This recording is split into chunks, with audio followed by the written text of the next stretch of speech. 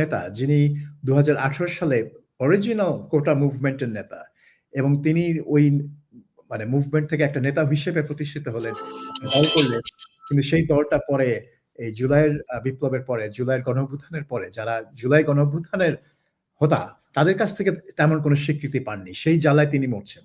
তো তিনি আবার সিনে ফেরার জন্য জাতীয় পার্টি দিকে টার্গেট করলেন। তো জাতীয় পার্টিকে অনেকদিন ধরে টার্গেট করা হচ্ছে কিন্তু জাতীয় পার্টিকে টাচ করা হয়নি।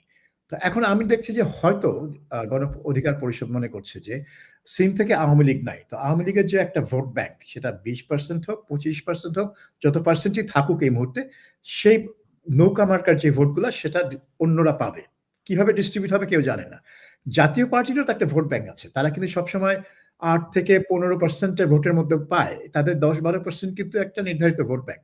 তো এই ভোট ব্যাংকটা যদি এগেইন এতিম হয়ে যায়, অর্থাৎ জাতীয় পার্টি যদি নিষিদ্ধ হয়ে যায়, তো এই ভোটাররা তখন অন্যান্য দলের দিকে যাবে। তো গণ অধিকার পরিষদ হয়তো দেখছে যে ভোটের মাঠে তাদের অস্তিত্ব একেবারেই নাই। খুবই নড়বড়ে অবস্থায় আছে। তো এখন সেটা করতে গিয়ে তারা যেই অভিযানটা করলেন আ গতকাল ২৯ তারিখ, সেটার যে পরিণতি হলো যে যে সংঘর্ষ, এই পরিণতি কি তাদের পরিকল্পনায় ছিল? আমার তো তা মনে হয় না। যদিও নুরুল হক নূর এর আগেও অনেক সময় মার খেয়েছেন। ছাত্রলীগের হাতে, যুবলীগের হাতে মার খেয়েছেন এবং যখনই তিনি মার খান তিনি একটা জাতীয় পরিচয়ের মাত্রাটা তার একটু এক ধাপ বেড়ে যায়। এবারও তাই হয়েছে। এবারও কিন্তু তাই হয়েছে। সবাই এই তার উপর আক্রমণটাকে কনডেম করছে। সবাই তার উপর আক্রমণের বিচার নিয়ে কথা বলছে। অথচ দেখেন জুলাই মাসের ১৬ তারিখে সেনাবাহিনী যখন গুলি করে গোপালগঞ্জে ৫ জনকে হত্যা করল, সেটার কিন্তু কোনো খবর নাই। সেটা কিন্তু সরকার থেকে কনডেম করা হয়নি। বরং এমনকি এটা একনলেজ ও করা হয়নি যে ওখানে লোকজন মারা গেছে। এবং সেখানে যেটা তদন্ত কমিশন গঠন করা হলো, সেটার তদন্ত রিপোর্টের কিন্তু কোনো হদিস নাই। জুলাই ১৬ তারিখের ঘটনা এখন আমরা অগাস্টের শেষ প্রান্তে চলে এসেছি। কোনো হদিস নাই। কিন্তু এই নুরুল হক নূরের উপর আক্রমণের ফলে জুডিশিয়াল এনকোয়ারি অলরেডি সরকার দিয়ে দিয়েছে। তো তারা অনেক তটস্থ হয়ে গেছে। এবং এইটার বলে বলীয়ান হয়ে গণ অধিকার পরিষদ সহ অনেকেই এখন তারা পুরো ঘটনার জন্য জাতীয় পার্টিকে দায়ী করে বলছে এই পার্টিকে নিষিদ্ধ করতে হবে। তো এখন একটা মারামারি হয়েছে সেটা নিয়ে কোনো সন্দেহ নেই। আমরা সবাই ভিডিও দেখেছি। সেনাবাহিনী, পুলিশ দুজনে মিলে নূর এবং তার সহকর্মীদেরকে লাঠিপেটা করেছে। তো এখন ২ টা দলের মধ্যে মারামারির জন্য যদি একটা দলকে নিষিদ্ধ করতে হয়, তাহলে তো বাংলাদেশের ইতিহাসে এই সব দলকে প্রতি বছর নিষিদ্ধ করতে হবে। এখন আপনি যাবেন কোথায়? তো এটা তো একটা অবাস্তব দাবি। কিন্তু এই দাবিটাই হচ্ছে এখন মূল হয়ে দাঁড়িয়েছে। দেখবেন এই দাবিটা সবাই করছে। অলমোস্ট যে এই ঘটনা একটা আউটকাম হতে হবে, সেই আউটকামটা হতে হবে জাতীয় পার্টিকে নিষিদ্ধ করা। আর সেনাবাহিনীর ব্যাপারটা যে এখানে যে সেনাবাহিনী যে অ্যাকশনে গেল, যেটা কিন্তু তারা আগে গোপালগঞ্জের আগে কোথাও যায়নি। তারা কিন্তু অ্যাকশনে যায় না। তারা দাঁড়িয়ে তামাশা দেখে কিন্তু অ্যাকশনে যায় না। এবার অ্যাকশনে গেল। এখন প্রশ্নটা হচ্ছে কেন? হয়তো তারা জাতীয় পার্টিকে প্রটেক্ট করতে চায়। যে কারণে ১ বছরে জাতীয় পার্টির গায়ে কেউ হাত দেয়নি। হাত দেওয়া হয়েছে, তাদের পার্টির অফিস এর আগেও ভাঙচুর করা হয়েছে, আগুন দেওয়া হয়েছে। আজকেও আবার হামলা করে আগুন দেওয়া হয়েছে। কিন্তু আম অব জিএম অবা কাদের, জিএম কাদের তিনি কিন্তু পুলিশি নিরাপত্তাতেই বহাল আছেন। তাকে কিন্তু গ্রেফতার করা হচ্ছে না, যদিও এটা আরেকটা দাবি। তো এই খেলাটা কিভাবে চলবে আমি জানি না। কিন্তু আমার মনে হচ্ছে যে পুরা জিনিসটাই করা হচ্ছে জাতীয় পার্টিকে টার্গেট করে। এবং সেটা করতে গেলে সেনাবাহিনীর সাথে একটা রেষারেষি হয়ে যেতে পারে এখানে। আরিফ জেট্টিক, আপনি কি দেখছেন সেনাবাহিনী বর্তমানে কোণঠাসা হয়ে পড়েছে? এবং ধরেন ধরেন মূল টার্গেটটাই যদি হয়ে থাকে ওই যে মেটিকুলাস ডিজাইন অনুযায়ী এখন জাতীয় পার্টিকে ভোটের মাঠ থেকে আউট করা হবে, যদিও ভোট আদৌ হবে কিনা এ নিয়েও কিন্তু প্রশ্ন আছে। তো সেটি যদি টার্গেট হয়ে থাকে তাহলে কোথায় মাই টিভি দখল, কোথায় জাতীয় পার্টি, কোথায় রাষ্ট্রপতির পদত্যাগ, মানে সবগুলো মিলিয়ে এখন জাতীয় পার্টিকে পদত্যাগ করতে হবে। এবং সব দল ঐক্যবদ্ধ হয়েছেন, মানে যারা নিজেরা মারামারি করছিল, একে অন্যের বিরুদ্ধে বিষোদ্গার করছিল, তারা এখন ঐক্যবদ্ধ হয়ে জাতীয় পার্টিকে নিষিদ্ধ করতে হবে। মানে এটা কি খেলা পাতানো ম্যাচ, নাকি এটা এমনি নূর কি এমনি মার খেয়েছে, মানে কি ঘটনাটা কি? এটাই তো মানুষ ঘটনা হচ্ছে দুটো। নাম্বার ওয়ান হচ্ছে গিয়ে নুরুল হক নূরের একটা লোভ আছে জাতীয় পার্টির অফিসটা দখল নেবে, এর আগে ওরা যে অফিসটি ছিল সেই অফিসটা মূলত যিনি দান করেছিলেন বা যার বিল্ডিং এর মধ্যে ওরা ব্যবহার করত, উনি চলে গিয়েছিলেন রেজা কিবরিয়ার অংশে, মানে এই জাতীয় কি যেন নূরের পার্টি, এটা গণ অধিকার পরিষদের দুটো অংশ ছিল তখন। উনি রেজা কিবরিয়ার দিকে চলে যাওয়ার কারণে উনি সেই অফিস থেকে এদেরকে বের করে দেন। আপাতত ওরা কোথাও টেম্পোরারি আছে এবং খুব সম্ভবত তারা ব্যাপক টাকা পয়সা ওই সময় তুলেছে, আমরা দেখেছি একটা কার্যালয় নেওয়ার জন্য, সেই কার্যালয় নাই। মানে এগুলো ওই ফেনীতে যেরকম ফেনীর বন্যার টাকা তোলার মতোই আর কি, টাকা তোলা হয় তারপরে কোথায় যায় কেউ জানে না। তো এখন তো একটা অফিস লাগবে, এখন অফিস লাগবে। সবচেয়ে লোভনীয় অফিস হচ্ছে প্রথমে ছিল, শুধু এরা না, এই ধরনের নতুন যেসব চারদিবার্দি দলগুলো তৈরি হয়েছে এদের প্রত্যেকের কিন্তু অফিস দরকার। পুরনো রাজনৈতিক দলগুলোর প্রত্যেকের অফিস আছে। ইভেন কি আপনি যদি মনে করেন যে কম্পারেটিভলি ফাইন্যান্সিয়ালি খুবই দুর্বল দল সিপিবি, তাদেরও কিন্তু বহু আগের একটা অফিস আছে এবং এই জায়গাগুলো এখন কোটি কোটি টাকার দাম, মানে শত শত কোটি টাকার দাম। এখন আপনি একটা নতুন পার্টি করলে কিন্তু একটা মানে ঢাকা শহরের জায়গা কিনে, আনলেস আপনি ওইভাবে সজীব ভুইয়ার মতো যদি দিনে রাতে পরিশ্রম করে টাকা না কামান, রাত 3টা পর্যন্ত মোটরসাইকেলে ঘুরে ঘুরে টাকা না কামান, এটা অসম্ভব। ইন দ্যাট কেস কি করতে হচ্ছে, জাতীয় পার্টির অফিসটা হচ্ছে খুব দুর্বল অফিস। এর আগে ছিল সিপিবির অফিস, তারা প্রথম টার্গেট করেছিল সিপিবির অফিস, ওইখানে ঘেরাও টেরাও একটা কর্মসূচি ছিল এবং সিপিবির অফিস দখল করা হবে।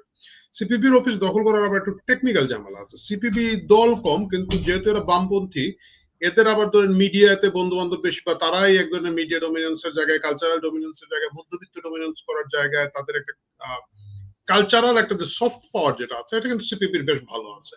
তারপর তাদের লোকজন খুব কম, কিন্তু তারা দেখবেন যে যান পরান দিয়ে ক্যাম্পাসে মারামারি করবে, মার খাবে, কিন্তু ওই সহজ না আসলে। সিপিপির মুক্তি ভবনের প্রতি অনেকের এক ধরনের ইমোশনও আছে।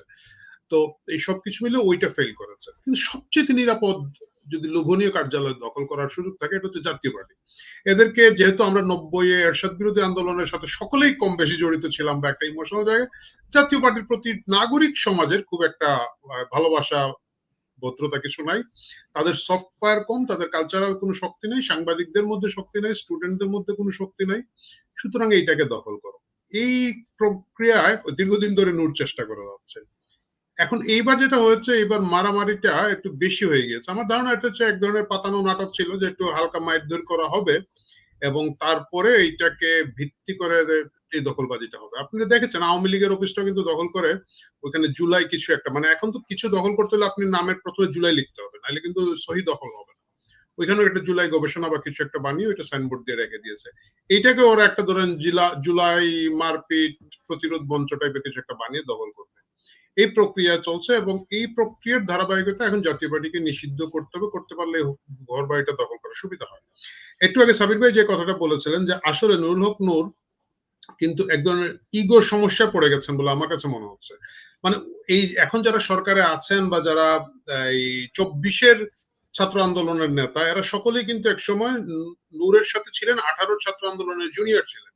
তো অনেকের আবার এই দুঃখগুলো তৈরি হয়ে যায় যে আমি এত বড় নেতা ছিলাম, সেই নেতৃত্ব আমার নাই। কিন্তু অনেকে মানতে চায় না যে বয়সের সাথে সাথে আজকে আমার যে অবস্থান আছে, 5 বছর পরে আমার এই অবস্থান আরো অনেক নামবে এবং আরেকজন নতুন কেউ রিপ্লেস করবে। সেই জায়গা থেকে একটা চিৎকার চেঁচামেচি জায়গা তৈরি করার একটা চেষ্টা। থার্ড যে জিনিসটা হচ্ছে, এটা হচ্ছে সবচেয়ে সহজ ঐক্য করা। আওয়ামী লীগ চলে আসছে এই ভয়ভীতি দেখিয়ে ঐক্য করা, কারণ অন্য কোনো জায়গায় ঐক্যের কোনো জায়গা নেই। বর্তমান সরকার এবং তার যে লেসপেন্সার গুলো আছে, তারা দুর্নীতিতে এমন ভাবে নিমজ্জিত, কোনো ধরনের নৈতিক ঐক্যবদ্ধ অবস্থান তাদের নাই। সো তাদেরকে ঐক্যবদ্ধ করতে হলে এরকম একটা মারামারি বা একটা বহিঃশক্তি দেখিয়ে তারপরে করতে হবে, এবং এক্স্যাক্টলি তাই হয়েছে। মানে এই ঘটনার পরেই দেখবেন ডক্টর ইউনূস আবার ওই বিএনপি, জামাত এবং এনসিপি কে দাওয়াত দিয়েছেন। তো আপনি যদি কখনো যমুনাতে গিয়ে মুরগির সালুন দিয়ে ভাত খেতে হয়, আপনাকে বাইরে কোথাও একটা গন্ডগোল করতে হবে এবং কেয়ারটেকার এই ইন্টারিম সরকারকে ভয় দেখাতে হবে। ওই ভয় ওরা পেয়েছে, কারণ ওরাও তো আয় রোজগার করছে। এখন চেয়ারের থেকে যদি চলে যেতে হয় হুট করে পরিকল্পনার বাইরে, তাহলে মুশকিল। ওই এখন মুরগির সালুন দিয়ে ভাত খাওয়া হবে, এর বাইরে আমি এটাকে কিছু দেখি। সাবির ভাই, আপনি দেখুন, যদি এই পাতানো ম্যাচই হয়ে থাকে, হ্যাঁ, হয়তো একটু হালকা পাতলা মারার কথা ছিল, বেশি লেগে গেছে, যদি এরকমটাই হয়ে থাকে, ইন দ্যাট কেস তার মাত্র আগের দিন সেনাবাহিনী ঘোষণা করা হলো আর মব সহ্য করা হবে না, 0 টলারেন্স মবের ক্ষেত্রে। যদিও আমরা জানি যে সেনাপ্রধান প্রথম দিন এসেই বলেছিলেন দেশের দায়িত্ব তার, তারপর আমরা পদে পদে দেখেছি যে তিনি আসলে কোনো দায়িত্বই গ্রহণ করেননি আসলে। তো কিন্তু মাত্র একদিন আগে ঘোষণা করলেন, মানে যেখানে মুক্তিযোদ্ধাদের উপর এরকম মব করা হলো, পুরো দেশ থমকে গেল, স্তম্ভিত হয়ে গেল। সেদিন তারা ঘোষণা দিল আর কোনো মব সহ্য করা হবে না। তারপরের দিনই জাতীয় পার্টির অফিস ঘেরাও, এই মব তৈরি করা, এটা কি সরাসরি সেনাবাহিনীকে চ্যালেঞ্জ করা নয়? না, আমি বলব না এটা সেনাবাহিনীকে লক্ষ্য করে কাজটা করা হয়েছে। আমার মনে হয় না যে গণ অধিকার পরিষদ আম জেনে শুনে সেনাবাহিনীর সাথে একটা টক্করে জড়িয়ে পড়েছে। সাবিব ভাই, শুধু সেনা মানে আ আম আ গণ অধিকার পরিষদ নয়।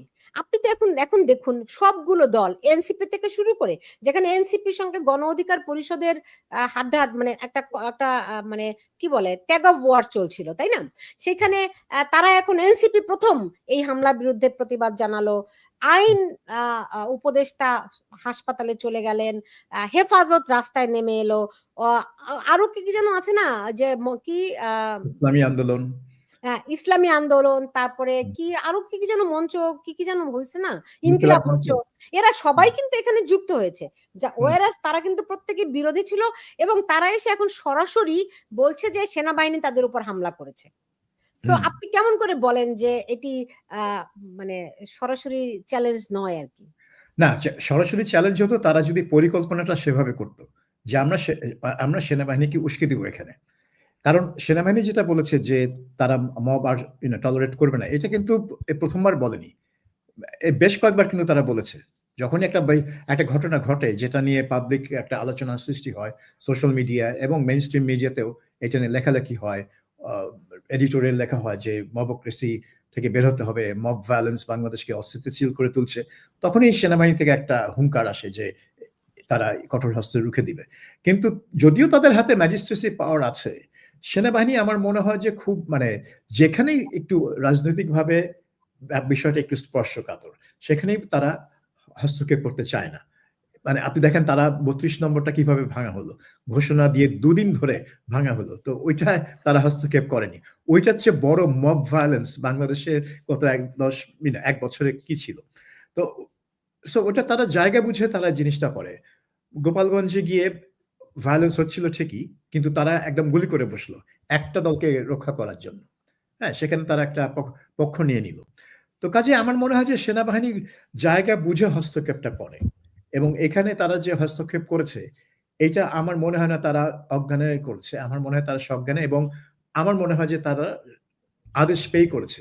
কারণ ওই যে সিপাহী যার হাতে একটা লাঠি, সে যে লাঠি দিয়ে একে পিটাচ্ছে, সেকে পিটাচ্ছে। সে কিন্তু মানে যেটা রাজনৈতিকভাবে স্পর্শকাতর, সেখানে কিন্তু রাজনৈতিক বা এট লিস্ট তার চেইন অফ কমান্ড থেকে আদেশটা না আসলে সে এটা করবে না। সে চুপচাপ দাঁড়িয়ে দেখবে যেটা তারা নরমালি করে।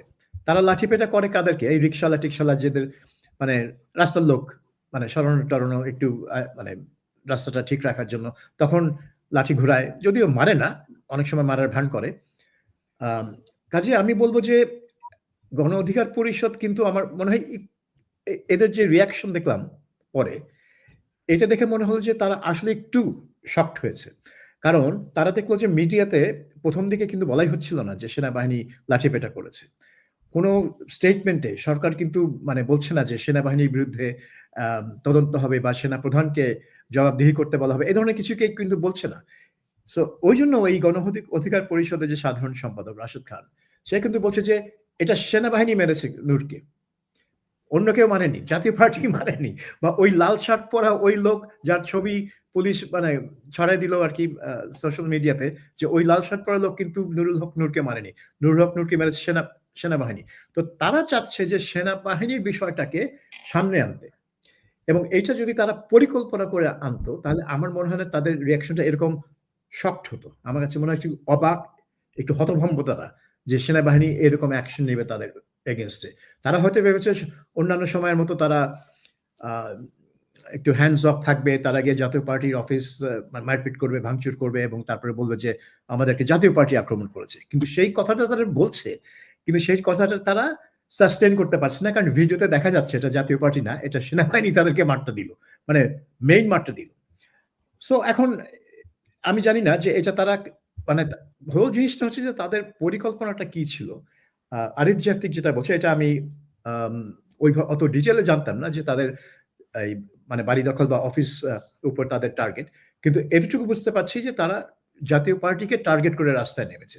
এমন সময়ে যখন তারা মনে করছে তারা বাংলাদেশের রাজনীতিতে অপ্রাসঙ্গিক হয়ে যাচ্ছে এবং অন্য ৩ টা দল তাদেরকে ছেড়ে অনেক দূর এগিয়ে যাচ্ছে এবং তারা রাস্তায় অনেক পিছনে পড়বে। যখন না থাকবে পার্লামেন্টে, না থাকবে কোনো জায়গায়। আর ইলেকশন হয়ে গেলে তো তারা নিশ্চিহ্ন হয়ে যাবে। কারণ তখন যারা আসন পাবে পার্লামেন্টে শুধু তারাই থাকবে সক্রিয়। তারা থাকবে পার্লামেন্টের বাইরে থেকে তো রাজনীতি হবে না। তো আমার মনে হয় সেজন্য তারা এই কাজটা করেছে যে জাতীয় পার্টিকে নিষিদ্ধ করতে পারলে তাদের একটা অ্যাচিভমেন্ট হবে এবং তারা আলোচনায় এবং বিবেচনায় ফিরবে। জি, যদি এরকমই হয়ে থাকে আরিফ জেপ্তিক যদি টার্গেট করে মারা হয়ে থাকে নূরকে, সেইখানে গতকাল এত কঠোর অবস্থানে ছিল, আজকে সেনাবাহিনী নাই কেন? সেনাবাহিনী আজকে থাকার কথা না, কালকে ওরা দায়িত্ব দেওয়া হয়েছে টার্গেট করে মারার জন্য, জাতীয় পার্টি বন্ধ করবো ওরা করে দিয়েছে। ওর তো নিজস্ব কোনো এজেন্ডা নাই, ওর এজেন্ডা তো ধরা খেয়ে গেছে 5 তারিখে। 5 তারিখে তাদের যেভাবে এজেন্ডাটা ছিল যে মানে শেখ হাসিনাকে কিল করা হবে এবং এক ধরনের কাহিনী, এটা তো জেনারেল ওয়াকার ফেল করেছে, কারণ হাসিনা তো ওয়াকারকে না বলে ইন্ডিয়া চলে গেছে।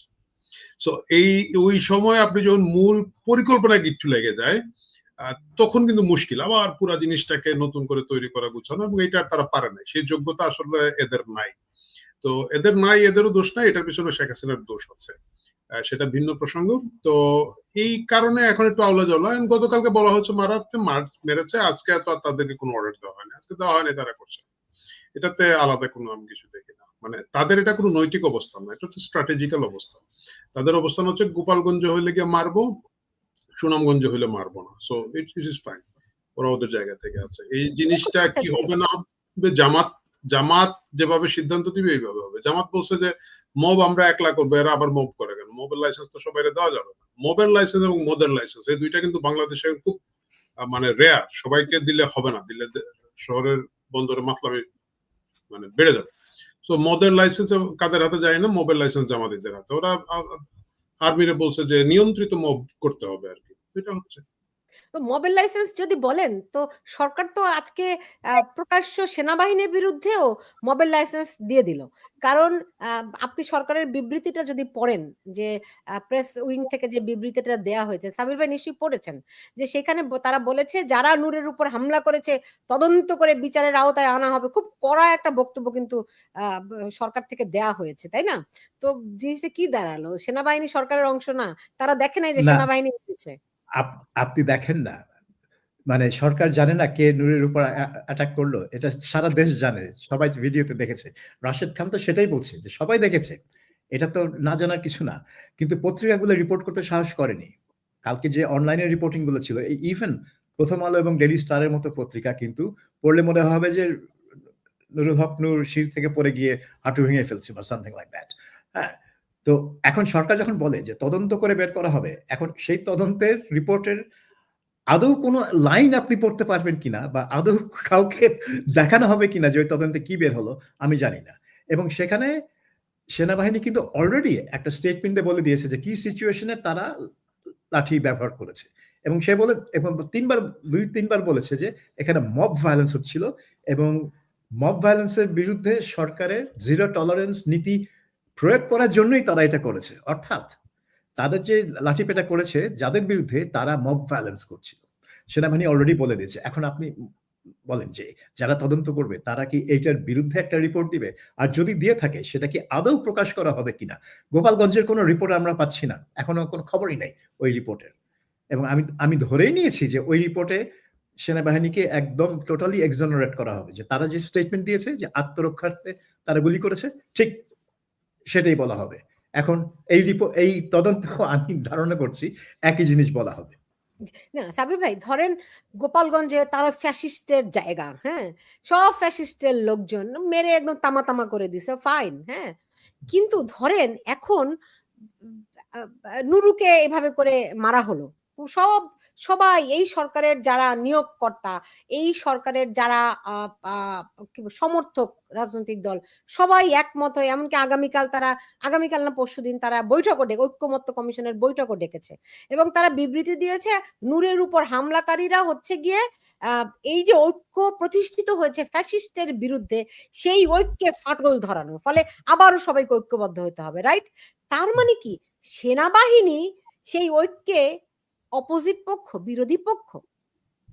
এটা কিন্তু আরিফ একটু আগেই যেটা বললেন, যে যখনই কিছু ঘটে এই আওয়ামী লীগ আইলো এই একটা জুজুর ভয় দেখানো হয় এবং এটার জন্য এই ৩টা দলের সাথে আলোচনা করে বা মানে প্রথমে ৩টা দলের সাথে আলাদা আলাদা করে তারপরে আসে ওই বাদবাকি বামপন্থী, মধ্যপন্থী আর যত পন্থী আছে গ্রুপ করে আসে।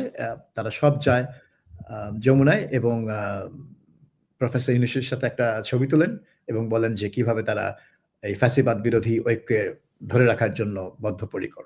তো এটা হয়ে গেছে একটা প্যাটার্ন, যে কিছু হলেই তারা ইন্ডিয়ার দিকে, মানে সরকারিভাবে ইন্ডিয়ার দিকে ইঙ্গিত করে না, কিন্তু তাদের সমর্থকরা সামাজিক মাধ্যমে ইন্ডিয়ার দিকে ইঙ্গিত করে এবং সরকারিভাবে ফ্যাসিবাদ ওই কোড ওয়ার্ড গুলা যেটা ব্যবহার করার, যেটা বলতে আওয়ামী লীগকে বোঝায়, সেটা করে। কিন্তু এখন জানি না, আমি যতদূর জানি যমুনায় বিএনপি, এনসিপি আর জামায়াতকে আমন্ত্রণ জানানো হয়েছে মিটিং এর জন্য। সেখানে গণ অধিকার পরিষদকে আর আমন্ত্রণ জানানো হয়নি, যেটা আমার কাছে খুবই আশ্চর্য লাগলো, যে তারা মার খেলো, তাদেরকে একটু মানে ডেকে মাথায় হাত বুলা দিব না? কারণ তাদের তো দিল এবং শরীর দুটাতেই সাংঘাতিক চোট, তো তাদেরকে তো একটু হাত বুলাই দিতে হবে তাদের মাথায়। কিন্তু সেটা ইউনূস সাহেব করছেন না, কারণ তার টার্গেট হচ্ছে যে এই ৩টা দল ঠিক থাকলে তার সরকার ঠিক থাকবে। এই 3টা দলের মধ্যে একটা দল যদি আরিফ জেপ্তিক, এই তার সরকার, তাহলে সেনাবাহিনীর সরকার কারা? এটাই সেনাবাহিনীর সরকার। এটা এই যেটা ইউনূসের সরকারই সেনাবাহিনীর সরকার। তো ওয়াকার সাহেব বসাইছে ওদেরকে। ব্যাপারটা হচ্ছে ইটস নট এ ফাংশনাল সরকার। এটা আসলে ফাংশন করার জন্য তৈরিও করা হয় না। কালার রেগুলেশনের পরে কোন দেশে এইসব সরকার তৈরি করা হয় দেশের মধ্যে ডিজাস্টার আরো বাড়িয়ে দেওয়ার জন্য। সো ওই জায়গা থেকে তারা খুব ভালো অবস্থা আছে। আপনি এখানে না, মানে একবারে জেলেনস্কি থেকে শুরু করে যেসব দেশে আপনি দেখবেন এইসব ক্লাউন সরকার বসানো হয় আফটার এ কালার রেভলিউশন, সব জায়গাতেই খুঁজে সব ইনকম্পিটেন্স লোকজনকে বের করে আনা, যারা সবচেয়ে অযোগ্য, অদক্ষ, যারা তাই। এইখানেও তাই দেখবেন আপনি, এই উপদেষ্টা মহলের মধ্যে যা লোক আছে এদের অ্যাডমিনিস্ট্রেটিভ পাওয়ার এক্সারসাইজের কোনো ইতিহাস নাই। 99% লোকজনের, এরা অ্যাক্টিভিস্ট, এটা ওইটা ওরা আছে। এবং একটা পর্যায়ে যখন কোন একটা নৈতিক শক্তির উপর একটা সরকার না থাকে, একটা মিশন ভিশন না থাকে, তখন কি হয়, জিনিসটা খুব লুজ হয়ে যায়। যখন একটা হচ্ছে ধরেন এখানের মধ্যে আমরা 3 জন আছি, আমরা 3 জন মিলে একটা সরকার গঠন করব, আমরা জানি আমরা কি অ্যাচিভ করতে চাই। সে ধরেন আমরা দেশের সমাজতন্ত্র আনতে চাই বা আমরা ইসলামী শাসন আনতে চাই, এভরিওয়ান ইজ টিম। সো তখন কিন্তু আবার যার জায়গা থেকে এইভাবে কাজ করবে। কিন্তু আমরা জানি না, হঠাৎ করে একদিন ফাইন মর্নিং এ দেখলাম আপনি, আমি আর সাবির ভাই বসে একটা সরকার আমাদেরকে দিছে, আমি আপনাদেরকে চিনি না, আপনার আমার চিনি না। 2-3 দিন চেষ্টা করে দেখবো কিছু হচ্ছে, তারপর চিন্তা করবো আমি আমার মতো পয়সা বানাই। যখন আমি আমার মতো পয়সা বানাচ্ছি, সরকারের আরেকটা অর্গান দেখবে আরে ও তো বানায়, আমিও আমার মতো বানাই, তখন আর কোনো কাজকর্ম হয় না। এখনো এই সরকারের এরকম কোনো কাজকর্ম হয় না। এখন এই সরকার যেটা করে, যে যখনই দেখে যে আরে ভাই আমার তো টাকা পয়সা কামানো তো একটু ঝামেলা হয়ে যাচ্ছে, কি ঝামেলা, ওই 3 পার্টির ডাকে আবার কিছু দেয়। আমরা জানি যে কে যেন বলেছিল, আমি দেখেছি যে ভিতরে নেগোসিয়েশন হয় ভিন্ন জিনিস, আমাকে ওই মন্ত্রণালয়ের ডিজি দিতে হবে, বিএনপি বলে আমাকে ওই ভার্সিটির ভিসি দিতে হবে, ওইগুলো বাইরে এসে বলে গণতন্ত্র এবং নির্বাচন, ওই ভাগাভাগি হয়, তোরা এইটা নে, আমরা এটা নিচ্ছি, ফাইন, ফ্যান্টাস্টিক, আবার সামনে চলে, আবার কিছু মাস চলে, এভাবেই চলছে। সেনাবাহিনীকে এরা ঘাটায় না, এরাও সেনাবাহিনীকে ঘাটায় না, কারণ সেনাবাহিনী আবার একটা বিগ এন্টারপ্রাইজ, তাদেরও হাজার হাজার কোটি টাকার ব্যবসা বাণিজ্য এটা আছে, তারা তাদের মতো ওইগুলার মধ্যে দিয়ে আছে। Very interesting. মানে আপনি কোথায় আগা, কোথায় মাথা, কোথায় লেজ, কিছু খুঁজে পাওয়া যায় না। কিন্তু ধরেন আজকে আমার হচ্ছে খুব ইন্টারেস্টিং লেগেছে, যেটা আমি শুরুতেই বলেছিলাম, যে জুলাই কি যেন একটা জুলাই ফোরাম, কি যেন রেড জুলাই, তারা এর মধ্যে এই পরিস্থিতির জন্য তারা দাবি করেছে যে রাষ্ট্রপতিকে অপসারণ করতে হবে। মানে এর সঙ্গে রাষ্ট্রপতির সম্পর্কটা কি আবার, সাবির ভাই? যে অনেকেই মনে করছেন আসলে এই যে এখন যেই জগা খিচুড়িটা করা হয়েছে, এটির মূল টার্গেট সেনাপ্রধান অথবা রাষ্ট্রপতিকে অপসারণ করা। আপনি কি সেই যোগসূত্র দেখেন? সেনাপ্রধান এবং রাষ্ট্রপতিকে অপসারণ করার যে প্রচেষ্টা, সেটা তো আজকের না, সেটা তো আমরা কয়েক মাস আগে থেকে দেখে আসছি। এবং বিশেষ করে যারা আর কি তখনও বোধহয় এনসিপির আগে, এনসিপি জন্ম হওয়ার আগে থেকেই তারা চেষ্টা করছে, যখন তারা বৈষম্য বিরোধী ছাত্র আন্দোলন ছিল। এটা তো খুব ওপেনলি পাবলিকলি হলো এবং বিএনপি সেটার বিরুদ্ধে গেল, বলল যে না, ধারাবাহিকতা বজায় রাখার জন্য সেনাপ্রধানকে রাখতে হবে। এবং আমার মনে হয় সেনাপ্রধানও সে ধরনের একটা অবস্থানে ছিলেন, কারণ তিনি তো 5 তারিখে সবাইকে নিয়ে বঙ্গভবনেই বসলেন, প্রেসিডেন্টের সাথেই বসে তো এই অন্তর্বর্তীকালীন সরকার গঠনের প্রক্রিয়া নিয়ে আলাপ করলেন। কাজে এটা নতুন কিছু না, কিন্তু তারা এটা একটা সুযোগ সৃষ্টি করে দিয়েছে। যখনই কোনো উত্তেজনা সৃষ্টি হয়, যখনই কোনো হুমকি আসে কোনো মানে যেই স্টেবিলিটির প্রতি, মানে এই বর্তমান সময়কে যদি স্টেবল বলি, তার যেই যতটুকু স্টেবিলিটি আছে সেখানে যখন হুমকি আসে, তখনই যে যার অবস্থান থেকে একটা করে দাবি নিয়ে আসে।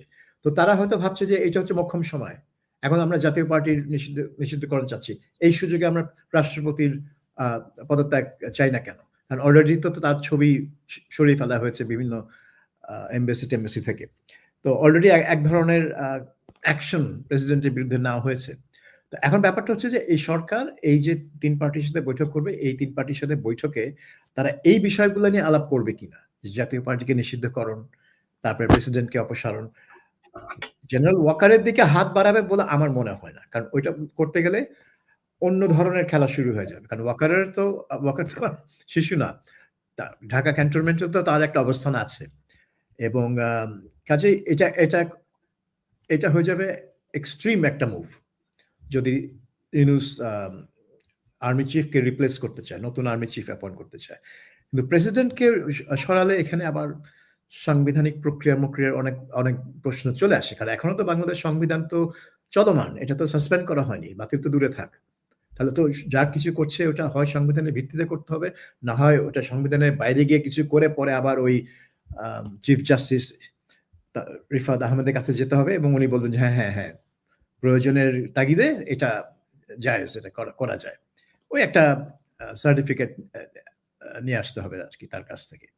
প্রধান বিচারপতি এরই মধ্যে নাকি রাষ্ট্রপতি হওয়ার প্রস্তাব দেওয়া হয়েছিল। প্রধান বিচারপতিকে? জি, মানে তার প্রধান বিচারপতির পদ থেকে উনি পদত্যাগ করে তারপর রাষ্ট্রপতি হবেন? এরকম তো উনি নেবেন বা এরকম একটা শুনেছিলাম, যখন আমেরিকান অ্যাম্বাসাডার তার সঙ্গে সাক্ষাৎ করেছিলেন, তাদের যে বৈঠকটি হলো তখন এই বিষয় নিয়ে আলাপ হয়েছে, এমন একটা কথাই খুব শুনেছি আর কি।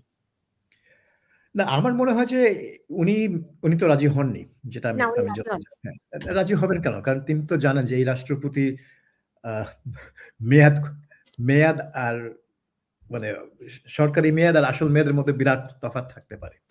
এমনকি আপনার মনে আছেন 1990 সালে যখন প্রধান বিচারপতি শাহাবুদ্দিন আহমেদকে ওই তত্ত্বাবধায়ক সরকারের প্রধান হিসেবে আনার জন্য অনুরোধ করা হলো, তিনি কিন্তু একটা শর্ত জুড়ে দিলেন যে নির্বাচন শেষে তিনি আবার তার পদে ফিরে যাবেন, যেটা ছিল সংবিধানের টোটাল লঙ্ঘন। এবং সেটাকে জায়েজ করার জন্য আরেকটা সাংবিধানিক সংশোধনী পাশ করতে হলো, যে 11তম সংশোধনী। সেটা ছিল যাতে তিনি প্রধান বিচারপতি, প্রেসিডেন্ট হলেন, আবার তিনি প্রধান বিচারপতি পদে ফিরে গেলেন।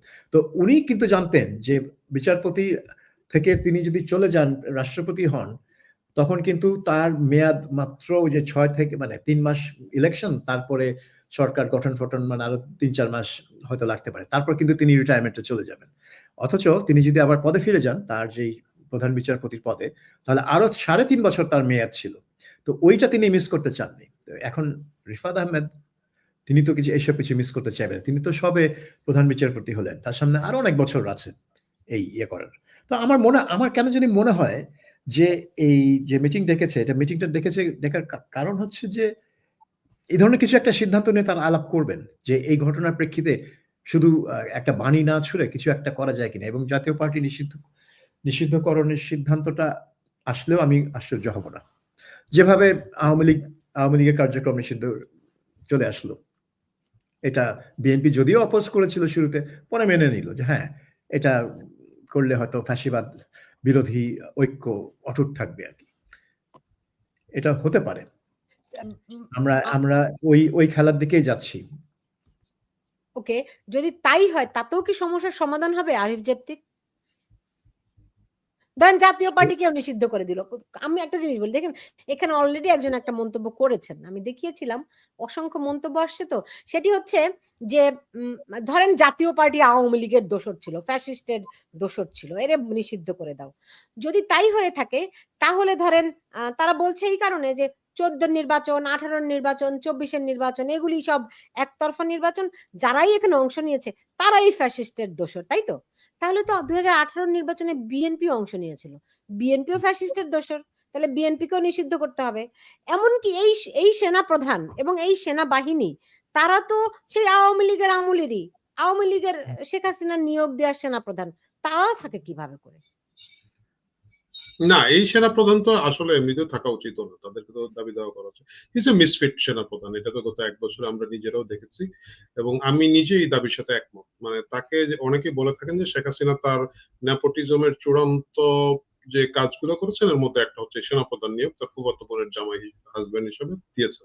আমি জানি না এটা সত্যমতটা সেনাবাহিনীর ভিতরে ওনার যোগ্যতা কি আছে না আছে, বাট তাকে নিয়ে অনেক ধরনের অবজেকশন আগেও ছিল। ইজ এ মিসফিট জেনারেল, এটা দেখাই যাচ্ছে, কারণ সে ওই যে বললেন আপনি আগে 5 আগস্ট প্রথম কথা হলো যে যেভাবে প্ল্যান করেছিল ওইভাবে শেখ হাসিনাকে আটকাতে পারে না এবং পরবর্তীতে এটাকে ধামাচাপা দেওয়ার জন্য সব দায়িত্ব সে নিয়ে নিয়েছে এবং সেই দায়িত্ব নেওয়ার পরে এখন হাজারে হাজারে লোকজন এখানে মারা যায়। করাপশন, দুর্নীতি, মব ভায়োলেন্স, যে যেখানে যেভাবে পারছে লুটপাট করে যাচ্ছে এবং সে ওইখানে লেফট রাইট করাচ্ছে তার সেনা সদস্যদের। কি করে না করে উনি নিজে ছাড়া কেউ জানে। He is a really crisis ম্যানেজমেন্টের জন্য খুবই বাজে সেনা প্রধান এবং তাকে বহিষ্কার করার জন্য যারা দাবি তুলে যাচ্ছেন তাদের সকলের সাথে আমি একমত। গেল একটা প্রসঙ্গ, এটা হচ্ছে ব্যক্তি সেনা প্রধানের ব্যাপার। দ্বিতীয় যে কথাটা আপনি বলছেন যে জাতীয় পার্টিকে কেন নিষিদ্ধ করতে হবে, এই যে কালার রেগুলেশনের পরে যারা ক্ষমতা আছে তারা তাদের ক্ষমতাকে দীর্ঘায়িত করতে গিয়ে যাকে নিষিদ্ধ করতে হবে তাকে করবে, কারণ এখানে কোনোভাবেই ফ্রি এন্ড ফেয়ার ইলেকশন দেওয়ার কোনো সিস্টেম নেই। ফ্রি এন্ড ফেয়ার ইলেকশন দিলে এদের ম্যাক্সিমামের জামানত বাজেয়াপ্ত হয়ে যাবে।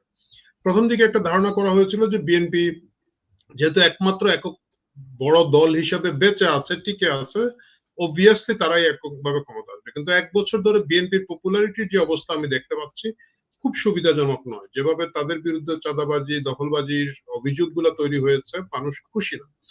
এই জায়গায় মানুষকে যদি ভোট দেওয়ার কোন ধরনের সুযোগ দেওয়া হয়, আপনি ঘুরে ফিরে একটা আওয়ামী লীগ নাম দিয়ে আনেন আর মুসলিম লীগ নাম দিয়ে আনেন, যদি ওই শক্তিটাকে একটা নির্বাচনে রাখা যায় তাহলে নির্বাচন ঝুঁকির মুখে পড়ে যাবে। এটা মানে এই তথাকথিত ফ্যাসিস্ট এবং তাদের সমর্থকরা যদি আপনি 70% ফেয়ার ইলেকশন দেন ওরা পাস করবে।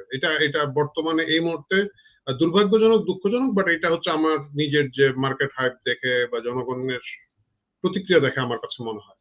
সুতরাং কোনোভাবে এদেরকে আনতে দেওয়া হবে না। এটা একই জিনিস, একতরফা নির্বাচন, যেটা আওয়ামী লীগ ধরেন ওই যে 153 জন নিয়ে আসছিল 14 সালে, এই ধরনের কিছু একটা এরা করতে যাবে এবং এটা করতে যে কোনো জায়গায় যদি ঝুঁকির মুখে পড়ে যায়, মনে হয় যে কোনো না কোনো প্রক্রিয়া আওয়ামী লীগ চলে আসতে পারে। আমি বলি জাতীয় পার্টি নিষিদ্ধ করবে, আরো কিছু দল আমি নাম স্মরণ করে দিতে চাই না, যাদেরকে ধারণা করা হয় যে এরা যদি থাকে আওয়ামী লীগ হয়তো এদের মাধ্যমে নির্বাচন করতে পারে, এদেরকে নিষিদ্ধ করা হবে এবং হয়তো স্বতন্ত্র নির্বাচনের শর্তটাকে কঠিন করে দেওয়া হবে। কারণ পাকিস্তানে যে জিনিসটা হয়েছে, পাকিস্তানে যখন কিছুই হয় নাই, ইমরান খানের লোকজন স্বতন্ত্র নির্বাচন করে তারা একটা বিপুল সংখ্যক বিজয় ছিনিয়ে আনতে পেরেছিলেন। এইটা বন্ধ করার জন্য এখন ধরেন 1% ভোটারের স্বাক্ষর লাগে স্বতন্ত্র প্রার্থী হইতে হলে, যেটা খুবই অনৈতিক একটা কথা, কারণ ভোট প্রত্যেকটা মানুষের ব্যক্তিগত অধিকার। আপনি 1% ভোটারের ভোট এক্সপোজ করে দিতে পারেন না, ওদের নাম ঠিকানা স্বাক্ষর সহ আপনি নিতে পারেন না। এটা হয়তো এখন 2%, 3%, 5% করে দেওয়া হবে। যেহেতু আওয়ামী লীগের প্রায় 150-র মতো সাবেক এমপি কারাগারে, তাদের পক্ষে তো মাঠে মোবিলাইজ করা সম্ভব না এবং বাকি ধরেন আরো যদি 300 ধরে, বাকি 150 দেশের বাইরে পলাতক অবস্থায় আছে যদি না মারা গিয়ে থাকে। এই জন্য 4-5% দিয়ে দিলে স্বতন্ত্র রুটেও নির্বাচন করার কোনো সুযোগ আওয়ামী লীগকে দেওয়া হবে না, জাতীয় পার্টিকে দেওয়া হবে না এবং এইভাবে কোন ধরনের ঝুঁকি ছাড়া পরবর্তী সরকার এবং নির্বাচন করার চেষ্টা তারা করবে। মানে কিন্তু এই সরকার আমরা তো দেখছি যে আবার ওই প্রশ্নটাতেই যেতে হয় সাবির ভাই, যে তারা সরকার বলছে যে যারা নুরের উপর হামলা করেছে তাদের বিরুদ্ধে ঐক্যবদ্ধ হতে হবে, হ্যাঁ, তাদের তদন্ত করে বিচার করতে হবে। আবার সেনাবাহিনী বলছে যে মব সহ্য করা হবে না। তার মানে দাঁড়াচ্ছে যে সরকার আসলে সেনাবাহিনীকে গুরুত্ব দিচ্ছে না। তাহলে যদি গুরুত্ব না দিয়ে থাকে এই সরকারের শক্তিটা কোথায়? এই সরকারের শক্তি তো হচ্ছে যে এই সরকার ছাড়া কিছু নাই দেশে। এইটাই হচ্ছে তার শক্তি, যে সরকার চলে গেলে যে ইউনূস যখন বলল যে আমি পদত্যাগ করতে পারি, একটা মেসেজ সে নাহিদ ইসলামের থ্রু দিয়ে, সে নিজে দেয়নি, এটা নাহিদ ইসলাম বাইর হয়ে বলল যে আমাকে বলেছেন যে তিনি পদত্যাগ করবেন। তো ওইটা কেন বলেছেন? কারণ লোকে বলে, ও নো, নো, নো, নো, আপনি পদত্যাগ করতে পারবেন না। কারণ উনি পদত্যাগ করলে আর কি আছে? মানে অ্যাজ ইফ কোনো বিকল্প নাই। তো বিকল্প অবশ্যই আছে। কিন্তু এই সরকার যদি না থাকে তাহলে কি হবে? কে সরকার গঠন করবে? কিভাবে গঠন করবে? একজন অভিভাবক তো লাগবে। ৫ই আগস্ট না হয় সরি ৫ই আগস্ট ওয়াকার সব দলকে নিয়ে এসে বৈঠক করে প্রেসিডেন্টের সাথে বসায় একটা রূপরেখার মতো তৈরি করেছিল যে একটা অন্তর্বর্তী সরকার গঠন করা হবে। তো কিন্তু এই সরকার চলে গেলে কি হবে? তো আমার মনে হয় না যে আপনি এই যে বিবৃতিগুলা দিচ্ছে সেনাবাহিনী দিক বা সরকার দিক, এই বিবৃতিগুলো আক্ষরিক অর্থে মানে দেখা ঠিক হবে না। এগুলো তারা দিচ্ছে ফর পাবলিক কনসাম্পশন, জনগণকে বোঝাচ্ছে। তাহলে কোনটাই আমি আমি আক্ষরিক অর্থে না। সেনাবাহিনী যখন বলে যে মব সহ্য করা হবে না, এটাও তাহলে আসলে আক্ষরিক অর্থে দেখার তো কিছু নাই। বারবার এটাই নাই, প্রমাণ নাই। হচ্ছে। কারণ হচ্ছে যে সেনাবাহিনী রাজপথে আছে। তাহলে তাদের এই ম্যাজিস্ট্রেট পাওয়ার সেনাবাহিনী দেওয়া লইয়া আছে। আমরা কি কিন্তু করিব? সেনাবাহিনীকে নিয়ে অনেকে মক করছে না? অনেকে ঠাট্টা করছে যে এই যে তারা কিছুই করতে পারে না। তারা ঘুরে বেড়াচ্ছে, এই হচ্ছে, সেই হচ্ছে, এখানে মব তৈরি করে এটা করা হচ্ছে, সেটা করা হচ্ছে। তো সেটার জন্য সেনাবাহিনী একটা করে স্টেটমেন্ট দেয় যে আমরা কিন্তু আর টলারেট করব না। এখন যখনই একটা অ্যাকশন নিয়েছে তখনই সেটা হয়ে গেছে একটা পীড়াদায়ক ব্যাপার যে কেন অ্যাকশনে গেল। এখন সেনাবাহিনী হয়তো বলতে পারে যে ভাই তাহলে আমাকে মাফ করে দেন, আমি ব্যারাকে ফিরে যাই। আমার এই আর টহল দেওয়ার দরকার নাই, ম্যাজিস্ট্রেসি পাওয়ার দরকার নাই। আপনারাই যা করেন করেন। তো এখন আমি জানি না সেনাবাহিনীর ভিতরে নিশ্চয়ই অনেক লোক আছে জওয়ান এবং অফিসার যারা এই ডিউটি একদমই পছন্দ করে না। আবার অনেকে আছে হয়তো মনে করে যে ডিউটি তাদের করতেই হবে, কারণ না করলে তো দেশ রসাতলে যাবে। দেশ এমনিতেই রসাতলে, কিন্তু তারপরে আরো ভিজিবলি রসাতলে যাবে। তো এটা আমি এটা এমনভাবে দেখছি না যে সরকার এবং সেনাবাহিনী এখানে মুখোমুখি অবস্থানে চলে যাচ্ছে। কারণ এটা যদি হয় তাহলে তো একটা একটা একটা এসপার-ওসপার হয়ে যেতে হবে। কিন্তু সেটা তো একটা খুবই ক্রিটিক্যাল বিষয়।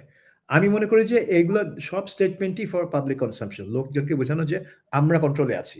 চিন্তা নাই, আমরা নিয়ন্ত্রণে আছি। কিন্তু তারপরে এই দলগুলোকে ডেকে কি আলোচনা হচ্ছে আমরা কিন্তু জানবো না। ওখানে হয়তো শুধু ডিজিএফআই রেকর্ড করবে। তারপর এটা হয়তো ৩ বছর পর কোনো সময় ছেড়ে দিবে কোথাও। কোনো অনলাইনে পাবেন আপনারা। আম সো আমার মনে হয় যে এটা এই মানে নির্বাচনটা অবাধ হতে যে একটা আশা করা হচ্ছিল যে একটা অবাধ সুষ্ঠু নির্বাচন হবে, সেটার সম্ভাবনা একদমই ধূলিসাৎ হয়ে যাচ্ছে। এবং জাতীয় পার্টিকে বিদায় দিয়ে এটাকে একটা আসন বন্টনের প্রক্রিয়া হিসেবেই দেখা হবে। বিএনপি, এনসিপি, জামাত তোমরা তাদের মধ্যে একটা আসন বন্টন। কারণ এনসিপি অবাধ নির্বাচনে একটা আসন পাবে কিনা সে নিয়ে একটা সন্দেহ আছে। কারণ এটা ফার্স্ট পাস দ্য পোস্ট, তাদের কোনো নেতার এমন কোনো অবস্থান নাই কোনো এলাকায় যেখানে সে বলতে পারে যে সে ওখান থেকে জিতে আসতে পারে। সেজন্য তারা পিআর পদ্ধতির ধোঁয়াটা তুললো, কিন্তু সেখানেও তারা হালে পানি পাচ্ছে না। জামাত হয়তো ওই ১০-১২টাতেই থাকবে। কাজেই তাদের জন্য এখন একটা আসন বন্টনের নির্বাচন দরকার। যেখানে বিএনপি সরকার গঠন করলো, কিন্তু এই দুই দল সাবস্ট্যান্সিয়াল সিট তাদেরকে বরাদ্দ করা হলো। কিন্তু সেটা করতে গেলে আওয়ামী লীগ, জাতীয় পার্টি যারা একটু এই ধরনের পার্টিকে নির্বাচন থেকে দূরে রাখতেই হবে। এবং যেটা আরিফ বললেন যে শুধু জাতীয় পার্টি না, আরো কিছু দল আছে যাদেরকে হয়তো টার্গেট করা হবে যে এই যে জাসদ-ফাসদ আছে, ইনুর জাসদ এবং ওয়ার্কার্স পার্টি, তাদেরকে হয়তো টার্গেট করা হবে। কারণ এদের মার্কা নিয়েও হয়তো আওয়ামী লীগেররা মাঠে নামতে পারে। আগে এরা নৌকা মার্কা নিয়ে ইলেকশন করতো, এখন এদের মার্কা নিয়ে আওয়ামী লীগেরদেরকে। তারা তো সর্বব্যাপী শুধু আওয়ামী লীগকেই দেখে। এই প্রশ্নটা আমি করব। এটা আমার কাছে খুব ইন্টারেস্টিং। আওয়ামী লীগের রাজনীতিটা আমার কাছে খুব ইন্টারেস্টিং লাগছে। একটা জিনিস আমি বলব। কিন্তু তার আগে আরিফ জেপ্তিক, দেখুন এখানে একজন একটা মন্তব্য করেছেন যে ইলিয়াস হোসেন তিনি নাকি সামাজিক যোগাযোগ মাধ্যমে বলেছেন তিনি নূরকে হামলা করতে বলেছেন, হ্যাঁ? তাই তাকে হামলা করেছে। বিষয়টা কি? সেনাবাহিনী কি তার কথায় চলে নাকি? না, এগুলো হচ্ছে ভুয়া কথা। এগুলো হচ্ছে ভিউ বাণিজ্য। এগুলা ওই মানে মামুন লায়লা বলে দুইজন আছে, হ্যাঁ? তারপরে আছে হিরো আলম এবং তারপর একটা বউ। আমি ইদানিং ধরতে পারি না কে কোনটা বউ। ওর একটা হচ্ছে মিথিলা, এটা আবার চলে গেছে আরেকজনের সাথে। সে নিয়ে আসছে আবার ম্যাক্সবির বউকে, আবার হিরো আলমের আরেকটা বউ চলে গেছে ম্যাক্সবির সাথে, সামথিং লাইক দ্যাট। হ্যাঁ, ওই আমি যেহেতু বিদেশে এখন আসলে কোনো কাজকর্ম নাই, তো মাঝে মাঝে বসে বসে সোশ্যাল মিডিয়া থেকে রিলস এইগুলো আসে, এবং আমি ধরেন 15-20 মিনিটে অনেকগুলো রিল দেখার পরে কনফিউজ হয়ে যায় কার বুঝানো কার সাথে কেন।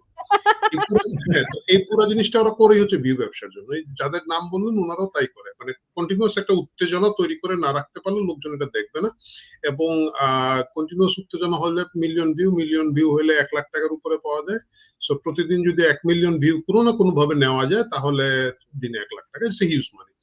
তো এই সব কিছু মিলিয়ে ওইটাকে আপনি খুব সিরিয়াসলি নেওয়ার কিছু না। মানে এটা হচ্ছে মানে মানুষ যারা দেখে ওরা ওই ওয়াকারের মতোই আর কি ভাবে, যে ওয়াকারও দেখি ওয়াকার বানিয়ে দিচ্ছে, আর মব বন্ধ করো, মব করা যাবে না। এই যারা ইউটিউবার যারা প্রফেশনাল এটা করেন তাদেরকে ওইভাবে দেখে সময় কাটানো। আগে যেটা ছিল আমরা ধরেন একটাই চ্যানেল ছিল বিটিভি, হ্যাঁ, তো ওইটাই দেখতে হইতো। এখন যেহেতু অনেকগুলো অপশন আছে মানুষ টেলিভিশন এত দেখে না, কারণ হচ্ছে রিয়েল লাইফে এটা কিন্তু ওয়েস্টার্ন কান্ট্রিতে আগেই ছিল। ওয়েস্টার্ন কান্ট্রি গুলোতে আগে ধরেন রিয়েলিটি শো বলাই হইতো এই জিনিসগুলো, এখনো আছে খুবই পপুলার, কারণ বাস্তবে কি হচ্ছে একটা ঘরের মধ্যে অনেককে ঢুকিয়ে রেখে দেয় 1 মাস, কে কার সাথে ঝগড়া করছে এটা দেখতেছে, উত্তেজনা। এই উত্তেজনা একভাবে কালচারালি ডেলিভার করছেন হিরো আলম, লায়লা মামুন ওনারা, আর একদিকে পলিটিক্যালি ডেলিভার করছেন আমাদের কিছু ইউটিউবাররা। It's okay, it's a commercial কাহিনী। এগুলা ট্যাবলয়েড পত্রিকার মতো প্রতিনিয়ত একটা উত্তেজনা দিয়ে যেতে হয়, কিন্তু এদের কথায় কারো কথা সেনাবাহিনী চলে এরকম না। তবে হ্যাঁ, ওনাদের অনেকের কথায় সরকার চলে, কারণ সরকার যখন খুব মানে নৈতিক ভিত্তি থাকবে না, পপুলারিটি থাকবে না, তাকে খেয়াল রাখতে হয় কেউ যাতে তার বিরুদ্ধে লোকজনকে বিগড়ে না যায়। এবং এটা মানে ওনাদের কিছু কথাবার্তা এদের হয়তো তদবির ওনারা করেন বলে শুনতে পাচ্ছি, এগুলা বা গভর্নমেন্টের ব্যাপক লোকজনের সাথে, ইউনুস সহ সকলের সাথে তাদের একটা যোগাযোগ আছে। আমার কাছে মনে হয় না যে তাদের হুকুমে সেনাবাহিনী গিয়া লোককে পিটিয়েছে, আমার কাছে এটা মনে হয়। জি, কিন্তু দেখুন আমরা কালকে দেখলাম আইন উপদেষ্টা আসিফ নজরুল মেডিকেল থেকে তাকে পালিয়ে আসতে হলো। তার আগে আমরা মাইলস্টোনের ঘটনায় দেখেছি তাদেরকে পালিয়ে আসতে হলো। তো এদের এরকম অবস্থা তো চিরকাল চলবে না বাংলাদেশে, তারা তো চিরকাল ক্ষমতায়ও থাকবে না। তাদের ভবিষ্যৎটা কি হবে একবার কি তারা ভাবে? মানে কি ভবিষ্যৎ ওনারা বিদেশেই চলে আসবেন আমার কাছে ধারণা করি। তাই এটা আপনি নিকট অতীতে এটার সবচেয়ে বড় উদাহরণ হচ্ছে 111 এর সরকার, ব্রিগেডিয়ার বাড়ি অমুক তমুক সুলতানা, আপনারা তখন আপনি তখন আমরা সবাই সাংবাদিকতা মনে আছে নিশ্চয়ই, কি প্রভাব আরে বাবা। তো এইসব ব্রিগেডিয়ার বাড়ি অমুক, মানে ব্রিগেডিয়ার বাড়ি গিয়ে কর্নেল ফারুদ্দিন রশিদ কার জন্য মেয়েকেও বিয়ে করে ফেললো। সো এই মানে 111 এর ব্রিগেডের বাড়ি। আমি শুনেছিলাম হ্যাঁ, তার সম্পর্কে অনেক শুনেছি পিজা ডেলিভারি করতেন। আমি খারাপ হ্যাঁ। চোখে দেখি না কোনো না, কাজকে। আমি খারাপ চোখে দেখছি না, আমি বলছি সেই প্রভাব প্রতিপত্তি, আমি এক্সাক্ট ওই জায়গায় যেতে যাচ্ছিলাম, যে ওই প্রভাব প্রতিপত্তি শেষ পর্যন্ত এসে ডেলিভারি উবার ইটস এর পিৎজা ডেলিভারিতে ঠেকবে। আমি খারাপ চোখে দেখছি না, বাট এইটা হচ্ছে গতি। এই গতিতেই এনারা যারা আছেন, আসিফ নজরুল এখন ধরেন পিছনের রাস্তা দিয়ে পালাচ্ছেন, উনি একসময় পিছনের রাস্তা দিয়ে মার্কিন দেশে চলে যাবেন। আপনারা অনেকেই জানেন যে তার পরিবারের হয়তো মার্কিন তারা না হয় নাগরিক। গেলেন, কিন্তু এই ছোট ছোট বাচ্চা নেতা যেগুলো সেগুলো তাদের কি হবে? তারা এইরকমই দেশ টেশ ছেড়ে চলে যাবেন। যাদের প্রচুর টাকা পয়সা আছে তারা যদি চুপ করে থাকেন, কেউ থাকবেন রাজনীতিতে, থাকবেন নুরুর মতো বাই রুটিন কয়েক মাস পরে মারধর খাবেন, এইভাবে চলবে। এক একজন এক এক দিকে যাবেন, সবাই তো আর সাবির মুস্তফা, আপনারও কি মনে হয় এরকমই? এখন দেখেন এই যাদেরকে প্রফেসর ইউনূস তার উপদেষ্টা বানিয়ে নিয়ে আসলেন, মানে উপদেষ্টা পরিষদ গঠনের পরে আরো যে খলিলুর রহমান, তারপরে আপনার এই আশিক চৌধুরী, তারপরে লুৎফে সিদ্দিকী, তারপরে ফায়েজ আহমেদ, এরা সবাই কিন্তু বিদেশে বসবাস করছিলেন এবং সেই সব দেশের নাগরিক তারা, এবং বাড়িঘর আছে, যে যার বাসায় ফিরে যেতে পারবেন। আমি জানি না, খলিলুর রহমান বোধহয় আমেরিকায়, তারপরে আলী রিয়াজ তো আমেরিকায়, তারপরে ফায়েজ বোধহয় নেদারল্যান্ডসে। তো এরকম যে যার জায়গায় ফিরে যাবেন। আর যারা আর কি উপদেষ্টা পরিষদের অরিজিনাল মেম্বার্স, যাদের মধ্যে বেশিরভাগই এনজিও, যেরকম আদিলুর রহমান খান, সৈয়দ রেজওয়ানা হাসান, ফরিদ আক্তার, তারা তো বাংলাদেশেই থাকেন, তারা বাংলাদেশি নাগরিক, তারা বাংলাদেশে থাকেন, কিন্তু তাদের বিদেশে তাদের যোগাযোগ এবং লিঙ্ক খুবই স্ট্রং। আপনি দেখেন বিশেষ করে এটা সবারই, মানে particularly international NGO, international organization এবং ওয়েস্টার্ন ওয়ার্ল্ডে বিভিন্ন গভর্নমেন্টের সাথে তাদের 2 বছর আগে রেজওয়ানা আপাতত স্টেট ডিপার্টমেন্টের পুরস্কারে নিয়ে গেলেন। হ্যাঁ, আমি বলছি যে তাদের যোগাযোগ খুবই স্ট্রং। তো তারা যদি কখনো যেতে চান যে ঠিক আছে আমি একটা দায়িত্ব পালন করলাম, এখন পরিস্থিতিটা ভালো না, যেরকম ফখরুদ্দিন সাহেব তিনি চলে গেলেন, মঈনুদ্দিন, জেনারেল মঈনুদ্দিন ইলেকশনের পর তো তিনিও আমেরিকা চলে গেলেন, তো ওনারা চলে যেতে পারবেন, তাদের সেই সমস্যাটা হবে না। যদি তারা মনে করেন যে এই দেশে থাকলে কোনো সমস্যা হতে পারে, সেজন্য তারা চেষ্টা করবেন যে নির্বাচনটা এমনভাবে করতে যে ক্ষমতা আসবে সেটা যেন ওই মানে একটা retribution এর দিকে না যায়। হ্যাঁ? যে ওই যে মানে পালাবার সময় পাবি না বা পালাবার রাস্তা পাবি না। এই ধরনের পরিস্থিতি যাতে না হয়, সেজন্যই তারা এই জিনিসটাকে ওইভাবে সাজানোর চেষ্টা করবেন। যেটাকে সেফ এক্সিট বলা হয়। আগে তারা সেফ এক্সিট তৈরি করে তারপর নির্বাচনের দিকে যাবেন। তার আগে না। না, কত মানুষের সেফ এক্সিট হবে? আমরা আফগানিস্তানে যেরকম দেখেছিলাম যে কোলাবরেটররা তারা প্লেনে ওঠার জন্য, আপনি দেখেছেন নিশ্চয়ই সেই দৃশ্য, সারা পৃথিবীর মানুষ দেখেছে। এইরকম কোনো প্লেন তাদেরকে গিয়ে সেফ এক্সিট কত মানুষকে, কারণ অসংখ্য মানুষের মধ্যে যুদ্ধ হয়ে গেছে অলরেডি। না, ওটা তো ভিন্ন ব্যাপার ছিল। কারণ আফগানিস্তানে তো আমেরিকান এবং ব্রিটিশ এবং অন্যান্য নেটো সেনাবাহিনীর সাথে কাজ করার জন্য অনেক লক্ষ, লক্ষ মানুষ কাজ করেছে তাদের সাথে। তাদের বেইসে কাজ করেছে, তাদের সাথে ইন্টারপ্রেটার হিসেবে, কুক হিসেবে, ড্রাইভার হিসেবে। তো এরা সবাই তো চিহ্নিত তাদের পাড়ায়, তাদের সমাজে। তো এখন সেই জন্য তারা ভয় পাচ্ছিল। তো এদেরকে তো সরাতেই হবে। কিন্তু বাংলাদেশে তো সেই অবস্থা নাই। এখানে তো কোনো বিদেশি শক্তি এসে দখল করে নাই বাংলাদেশ। বাংলাদেশে যে এরকম হিডেনলি কিছু হয়নি, আমরা কি নিশ্চিত করে জানি? ওই যে আপনি বলছেন হিডেন। তো যদি হিডেনই থাকে তো লোকজন তো জানবে না। আর যদি লোকজন না জানে তাহলে তাদেরকে প্রতিশোধ দিবে কোলাবরেটর কোথায়? হিসেবে না জানুক, কিন্তু রাস্তায় আন্দোলনকারী হিসেবে তো জানে। হ্যাঁ, কিন্তু তার মানে এই না যে তারা কোনো দখলদার বাহিনীর সাথে সহযোগিতা করেছে। এটা হচ্ছে আপনার ওই যে রাজাকার। পাকিস্তানি দখলদার বাহিনীর সাথে সরাসরি সহযোগিতা করেছে রাজাকার, তারপরে শান্তি কমিটি। এরা তো চিহ্নিত ছিল সমাজে। তো সেরকম তো সিচুয়েশন না এখন। এটা তো কোনো দখলদার বাহিনীর সাথে কেউ সহযোগিতা করছে না। এরা একটা সরকার চালিয়েছে বা সরকারের আশেপাশে সরকারের মানে ক্ষমতার ভাগ নিয়েছে এবং অনেক সুবিধা নিয়েছে। তো সেটার জন্য অনেকেই পরিণতি খারাপ হতে পারে। কিন্তু যারা চলে যেতে পারবে তারা হয়তো চলে যাবে। আবার অনেকে মনে করতে পারে যে না, সেরকম কোনো পরিণতি হবে না। কাজেই আমি আমার দেশ বাংলাদেশ আমি থেকে যাব। জি। সেটা থেকেও যেতে পারে। আমি শেষ করব যেটি বলছিলাম যে আমার কাছে আওয়ামী লীগের রাজনীতিটা ইন্টারেস্টিং লাগছে এই কারণে যে তারা অদৃশ্য থেকেও, তারা উপস্থিত না থেকেও অনেক বেশি প্রাসঙ্গিক হয়ে উঠছে কিনা। সাবির মুস্তাফা। এটা নিয়ে আমার অনেক সময় মনে পড়ে যায় যে এই আব্দুল হাসনাত আর হাসনাত আব্দুল্লাহ যে এনসিপি একজন হাসনাত আব্দুল্লাহ, হ্যাঁ। হাসনাত আব্দুল্লাহ তিনি এক ভাষণে বেশ মানে এনসিপি গঠনের আগেই বোধহয় সেই ভাষণে তিনি বলছিলেন যে Awami League chapter closed, Hasina chapter closed. কিন্তু তারপরে দেখলাম যে উনারা দিনে 50 বার আওয়ামী লীগ আর হাসিনা নিয়ে কথা বলেন। তো যে চ্যাপ্টার ক্লোজ সেটা নিয়ে তোমাকে এতবার কথা বলতে হবে কেন?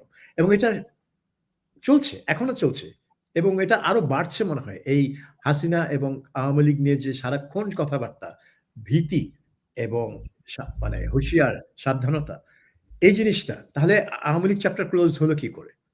তো obviously Awami League chapter closed হয়নি। এখন তারা কি জানেন কি করে এই চ্যাপ্টারটা ক্লোজ করতে হয়?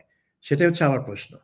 আমার তো মনে হয় না তারা জানেন যে একটা রাজনৈতিক দলের চ্যাপ্টার তো রাজনৈতিকভাবে ক্লোজ করতে হবে। সেটা তো ওই আন্তর্জাতিক অপরাধ আদালতে ৩ টা মামলা দিয়ে ক্লোজ করা যাবে না। তো উনারা তো তাদেরকে রাজনৈতিকভাবেই ফেস করতে চাচ্ছেন না। কারণ ফেস করতে চাওয়া মানে হচ্ছে তাদেরকে স্বীকৃতি দেওয়া, তাদের একটা রাজনৈতিক স্বীকৃতি দেওয়া। সেটা তেনা দিতে চাচ্ছেন না। কাজেই এইটাই চলতে থাকবে। মুখে বলবেন চ্যাপ্টার ক্লোজ কিন্তু আসলে তারা তাদের মাথার মানে দখল করে আছে তাদের মাথার একটা বড় অংশ সারাক্ষণ। আরিফ জেপ্তিক, আপনার কি মনে হয় যে আওয়ামী লীগ অনেক বেশি প্রাসঙ্গিক হয়ে, মানে আগের যে কোনো সময়ের তুলনায় মানুষ আওয়ামী লীগের প্রয়োজনীয়তা, আওয়ামী লীগের প্রাসঙ্গিকতা অনুভব করছে কিনা? না, আমার কাছে তা মনে হয় না। আওয়ামী লীগ আসলে এই মুহূর্তে কোনো রাজনীতির মধ্যে নাই, সুতরাং তাদের ওই আওয়ামী লীগের চ্যাপ্টার ভিন্ন প্রসঙ্গ। আওয়ামী লীগ এরা বাঁচিয়ে রাখবে তাদের অস্তিত্বের জন্য। রাজনীতিতে হচ্ছে কি, ধরেন আমরা যে ছোটবেলায় যখন নাটক লেখা শিখেছিলাম এক সময়, তখন জানতাম যে নাটক একটা দ্বন্দ্ব উপস্থাপন করতে হয়, নাহলে যায় না। আমি প্রথম খুব অবাক হয়েছি দ্বন্দ্ব উপস্থাপন করতে হয়, কারণ এর মধ্যে ভালো এবং মন্দ, এবং পরবর্তীতে দেখলাম যে সকল সিনেমা বলেন এটা বলেন ক্রাইসিস তৈরি করে রাখতে হয়। সো রাজনীতিতে আপনাকে একটা প্রতিপক্ষ থাকতেই হবে, সেই প্রতিপক্ষ না থাকলে সমস্যা। এখন হচ্ছে পুরো সরকার এবং বিরোধী দল এখন যারা আছেন সকলেই তো আমরা আর মামুরা, তাই না? আমরা সকলেই জুলাই যুদ্ধ, আমরা প্রত্যেকেই জুলাই অর্জন করেছি, জুলাই এটা করেছি। তো প্রতিপক্ষটা কোথায়? সো তাদেরকে ওই প্রতিপক্ষ আওয়ামী লীগকে রাখতে হবে, এবং ওইটা যদি না রাখে তাহলে বাকি অপকর্ম বলুন আর সুকর্ম বলুন সেটা জায়েজ করা যাবে না। প্রতিপক্ষ তো লাগবে। মাঝখানে কিছুদিন চেষ্টা করা হয়েছিল বিএনপি জামাত নিজেদের মধ্যে একটু দ্বন্দ্ব উত্তেজনা দেখাতে, এটা ঠিক পাবলিক খাচ্ছে না। সুতরাং আওয়ামী লীগ এই মুহূর্তে আপনার কাছে অনেক বেশি প্রাসঙ্গিক মনে হতে যাচ্ছে। আওয়ামী লীগ কিন্তু কিছুই করছে না। আওয়ামী লীগের বড় স্বাভাবিকভাবে আছে, ছাত্রলীগের লোকজন দুই একজন, যেমন আজকে দেখলাম একজন বোধহয় গতকালকে কোথায় তার বাবাকে দেখতে গিয়েছিল, তাকে পিটিয়ে মেরে ফেলেছে। আওয়ামী লীগ প্রাণ দিয়ে যাচ্ছে এবং তাদের তারা জেলে টেলে আছে, তারা ওইভাবে রাজনীতিতে খুব বেশি এখন মুভ করছে না, ওয়েট এন্ড সি মোডে আছে। আমার মনে হয় আরিফ ভাই আপনি আমার প্রশ্নটা বুঝতে পারেননি, মানে আমি বোঝাতে পারিনি। সেটি হচ্ছে যে আওয়ামী লীগ না থেকেও, অদৃশ্য থেকেও, মাঠে না থেকেও তারা মানুষের মনে প্রাসঙ্গিক হয়ে উঠছে। যে আওয়ামী লীগ নাই, তারা তবু মানে এরা যেমন আওয়ামী লীগকে প্রতিপক্ষ হিসেবে দাঁড় করাতে চাচ্ছে একটা ভূতের সঙ্গে লড়াই করার মতো, ঠিক তেমনি মানুষের মধ্যেও ওই অনুভূতিটা আসছে কিনা যে আওয়ামী লীগ নাই, তাদের দরকার। হ্যাঁ, এইটা একটা এসেছে, এটা আওয়ামী লীগের কৃতিত্ব না, এটা হচ্ছে আবার বর্তমান সরকার, মানে এই টোটাল যারা সেট আপ, এদের কৃতিত্ব। কারণ হচ্ছে এরা এতদিন আমাদেরকে বলেছে যে আওয়ামী লীগ কি মুক্তিযুদ্ধের বাপের সম্পত্তি নাকি, আওয়ামী লীগ মুক্তিযুদ্ধ একা দখল করে। আমরা বলছি কথা তো সত্য কথা, আওয়ামী লীগ একলা আবার মুক্তিযুদ্ধ দখল করবে না, সবার মুক্তিযুদ্ধ। তারপর এরা এসে প্রথমে বঙ্গবন্ধুর ভাস্কর্য ভেঙেছে, আচ্ছা ঠিক আছে উনি আওয়ামী লীগের লোক ছিল মানলাম, তারপরে গিয়ে বীর শ্রেষ্ঠদের ভাস্কর্য ভাঙা শুরু করেছে, মাজার ভাঙা শুরু করেছে, এইটা ওইটা। তখন দেখা যাচ্ছে যে লোকজন বলছে আগেই ভালো ছিলাম, কারণ কি, তাহলে মুক্তিযুদ্ধের একক মালিক আওয়ামী লীগ, কারণ যা ভাঙা হচ্ছে ভাস্কর্য, যা ভাঙা হচ্ছে মুক্তিযুদ্ধের চিহ্ন, যা ভাঙা, যেমন ধরেন এই যে রিপোর্টার্স ইউনিটিতে যে মুক্তিযোদ্ধাদেরকে ধরে নিয়ে গেল লাঞ্ছনা করে লতিফ সিদ্দিকী এবং অন্যরা, এরা কিন্তু আওয়ামী লীগ না, মানে আওয়ামী লীগ থেকে বহিষ্কৃত। লতিফ সিদ্দিকী গত জুলাই অভ্যুত্থানে ওনার এলাকার জুলাই যোদ্ধা, আপনি কেন এদেরকে জুলাই যোদ্ধা বলবেন না? কারণ তারা তো জুলাইয়ের সমর্থনে ছিল সবাই। না না, আমি এটাই বলছি, তো এরা জুলাই যোদ্ধা হয়েছিলেন এবং তারা সেই লাল বিপ্লবী, কিন্তু ওই যেহেতু তারা মুক্তিযোদ্ধা, তাদেরকে আবার পিটানো হচ্ছে বা তাদেরকে গ্রেফতার করে দেওয়া হচ্ছে। তখন সাধারণ মানুষ বলছে ও তাহলে তো জিনিসটা কি দাঁড়াইলো, এতদিন কইলাম যে মুক্তিযুদ্ধ একলা আওয়ামী লীগের থাকবে কেন, আমাদের সবার। এখন তো দেখা যাচ্ছে ভাই মুক্তিযুদ্ধের পিঠ বাজাইতে হইলে আওয়ামী লীগ দরকার হয়, ভাস্কর্য বাঁচাইতে হইলে আওয়ামী লীগ দরকার হয়। যদি আওয়ামী লীগ না থাকে তাইলে নারীদেরকে এই অশ্লীল কথাবার্তা বলে থানায় যাওয়ার পরে ওইখানের মধ্যে গিয়ে গলায় মালা দিয়ে এদেরকে বের করে আনা হয়। এইভাবেই এই সরকার এবং তাদের লেসপেন্সাররা, তাদের সমর্থকরা, তাদের এই উগ্র রাইটিস্ট ফলোয়ার, বিভিন্ন পকেট, তারা এমন একটা পরিস্থিতি তৈরি করেছে, এখন মানুষ মনে করছে যে জননিরাপত্তার জন্য, অর্থনৈতিক নিরাপত্তার জন্য আমার আওয়ামী লীগই ভালো ছিল ভাই। ও এখন আগে একটা কথা ছিল কি যে আওয়ামী লীগ মানুষের ভোটাধিকার দিতে দেয় না, এখন লোকজন দেখছে তোমরা তো কারো ভোটাধিকার দিতে দিবে না, তো আওয়ামী লীগও দিবে না। আওয়ামী লীগ অন্তত আমার নিরাপত্তা দিয়েছে, কম্পারেটিভলি বেটার নিরাপত্তা দিয়েছে। এটা খুব একটা যে আগে খুব রসগোল্লা দেশ ছিল সেটা আমি বলছি না। তো ভাই অন্তত তখন কোন একটা নারীকে কেউ অবমাননা করলে ওরা কেউ গলায় ফুলের মালা দিয়ে থানা থেকে বের করার কোনো সুযোগ ছিল না। চাইলেই যে কারো বাসার নিচে দাঁড়িয়ে 5-6 জন মিলে আবু সাইদ মুগ্ধ শেষ হয়নি, যুদ্ধ, টাকা দাও নাইলে ধরে ঢুকাই দিব, এই ধরনের উপরে চাঁদাবাজি ছিল না। এই সব কারণে মানুষের কাছে মনে হচ্ছে যে আগে যাই হোক একটা অ্যাডমিনিস্ট্রেশন ছিল, এখন তো এইটাও ভাই। এই জায়গায় আওয়ামী লীগ জনগণের কাছে প্রাসঙ্গিক হচ্ছে। জি, সাবির ভাই আপনি কি দেখেন, আমি শেষ প্রশ্ন, এই দুইটি প্রশ্ন আপনাদের কি করব, তাহলে কি ধরেন সবকিছুরই তো একটা শেষ আছে। মানুষ এখন তো, আমি তো দেখি যে মানুষ হাঁসফাঁস করছে যে এর থেকে মুক্তি কবে, কোথায়, কিভাবে, মানুষের কাছে কোনো উত্তর নাই। আমরা কি ধীরে ধীরে শ্রীলঙ্কার দিকে আগাচ্ছি? শ্রীলঙ্কা মানে শ্রীলঙ্কায় যেরকম ঘটনাগুলি ঘটেছিল, হ্যাঁ, ওইটা তো লোকে বলে যে শ্রীলঙ্কার পুনরাবৃত্তি অলরেডি হয়ে গেছে বাংলাদেশে গত বছর। যদিও শ্রীলঙ্কা গত বছর যেটা হয়েছে, পরে আস্তে আস্তে করে তো 2 বছর পরে শ্রীলঙ্কা একটা সেটআপের মধ্যে এসেছে। না, শ্রীলঙ্কা কিন্তু নিয়মতান্ত্রিক ভাবেই গেছে। রাজাপাকসে পালিয়ে যেয়ে তারপর কিন্তু সিঙ্গাপুর থেকে সে তার পদত্যাগপত্র চিঠিতে পাঠিয়েছে এবং ওই মানে সংবিধান অনুযায়ী কিন্তু সংসদে রনিল বিক্রমাসিংহাকে অ্যাপয়েন্ট করেছে প্রেসিডেন্ট অন্তর্বর্তীকালীন, এবং তারপরে নির্বাচন হয়েছে এবং ওই নির্বাচনে যারা আর কি বামপন্থী মার্ক্সবাদী দল তারা বিপুল ভোটে বিজয়ী, সংসদে বিজয়ী হয়েছে, প্রেসিডেন্ট পদেও তারা বিজয়ী হয়েছে। এখানে কিন্তু কোনো বিপ্লবী সরকার গঠন করা হয়নি, কোনো অন্তর্বর্তীকালীন সংবিধানের বাইরে গিয়ে কোনো কাজই কিন্তু করা হয়নি, সবকিছুই সাংবিধানিক প্রক্রিয়া দিয়ে গেছে। যেই কারণে শ্রীলঙ্কা কিন্তু এখন অনেক স্থিতিশীল এবং এই বিক্রমাসিংহের 2 বছরই কিন্তু অর্থনীতি অনেক টাইট দিয়েছে তারা, ওই IMF এর ধাতানি খেয়ে, কিন্তু একটা স্থিতিশীলতা নিয়ে এসছে। তো আমি যেটা বলব যে যতদিন আপনি নির্বাচনটাকে নিয়ে টালবাহানা করবেন, নির্বাচনটাকে ঘিরে একটা ঘোলাটে পরিবেশ রাখবেন, তত ওই মানুষের ফ্রাস্ট্রেশনটা, হতাশাটা বাড়তে থাকবে। এখন মানে শেখ হাসিনার বিরুদ্ধে সেই হতাশা বার্স্ট করতে 14 বছর সময় লেগেছে। 2014 সালের নির্বাচনের যেই ফাজলামি এবং তারপরে 2024 সালের নির্বাচনের ফাজলামি, এই 10 বছরে যে বাষ্প তৈরি হয়েছে সেই বাষ্পটাই বিস্ফোরণ হলো জুলাই মাসে গিয়ে। কিন্তু এখন কিন্তু ঘটনাবলী আরো দ্রুত ঘটছে।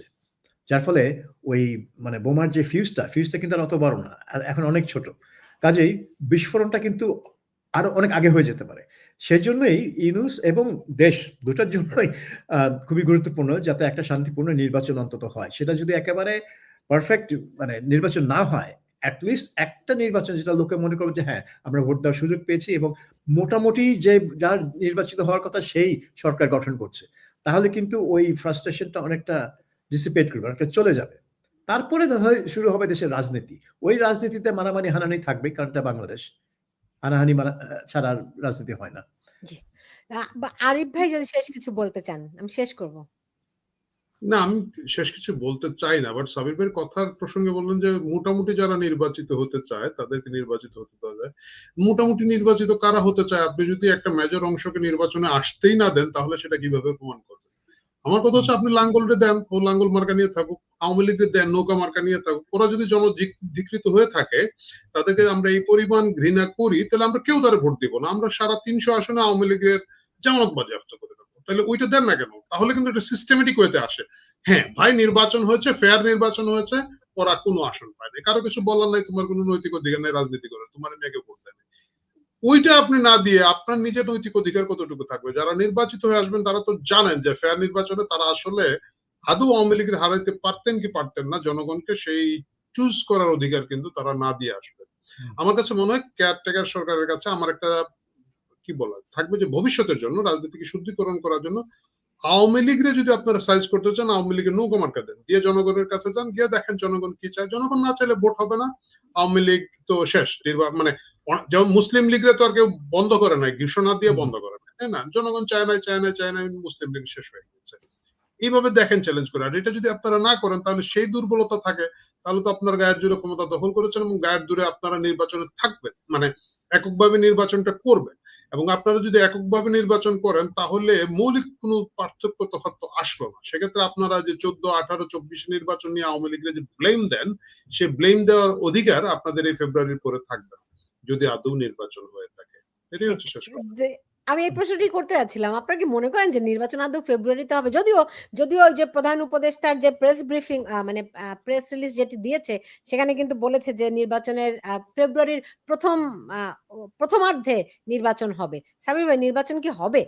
আমি খালি দেখছি যে ইলেকশন কমিশন একটা রোড ম্যাপ ঘোষণা করলো, কিন্তু কোনো তারিখ সেখানে নাই। কোনো তারিখ দিল না। তার মানে তারা কিন্তু জানে যে এটা হচ্ছে মুভেবল। যেটাকে ইংরেজিতে বলে না, একটা মুভেবল ফিস্ট, মানে এটা যেকোনো সময় হতে পারে। তো তারা তারিখ দেন। এত বড় একটা আপনার 4 পাতা না 5 পাতা লম্বা রোড ম্যাপ এবং তার ১ম ১.৫ মাসই হচ্ছে কনসালটেশন। তো ভাই ১ বছর হয়ে গেল। আপনার এই কনসালটেশন কি এখনো শেষ হয় নাই? আমি তো দেখছি যে ইউনূস সাহেব ক্ষমতা নেওয়ার পর থেকে শুধু কনসালটেশন আর সেইম একটা গ্রুপের সাথে তিনি কনসালটেশন করেই যাচ্ছেন। একটা কমিশন করছেন, তারা কনসালটেশন করছে। এখন ইলেকশন কমিশনও ওই সেইম গ্রুপের সাথেই আবার কনসালটেশন করবে ১.৫ মাস ধরে। তো হয়ে গেল ১.৫ মাস খরচ হয়ে যাবে ওখানে। হ্যাঁ?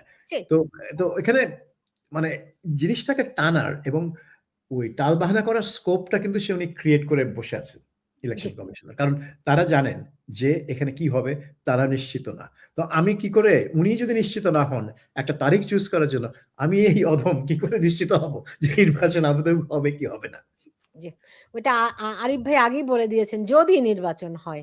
যাই হোক, তারপরেও তো আমরা আশা করি যে এই মবক্রেসি চলছে এটার একটা শেষ হোক।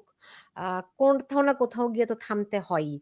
দেখা যাক কি হয়। সাবির মুস্তাফা এবং আরিফ জেবতিক, আপনাদের দুজনকে অনেক ধন্যবাদ জানাচ্ছি আমার সঙ্গে আজকে যুক্ত হওয়ার জন্য। আপনারা ভালো থাকুন এবং দর্শকদেরকেও অনেক কৃতজ্ঞতা জানাচ্ছি। অনেক মানুষ দেখেছেন, আমাদের সঙ্গে এখনো লাইভে আছেন। সবার প্রতি অনেক ধন্যবাদ।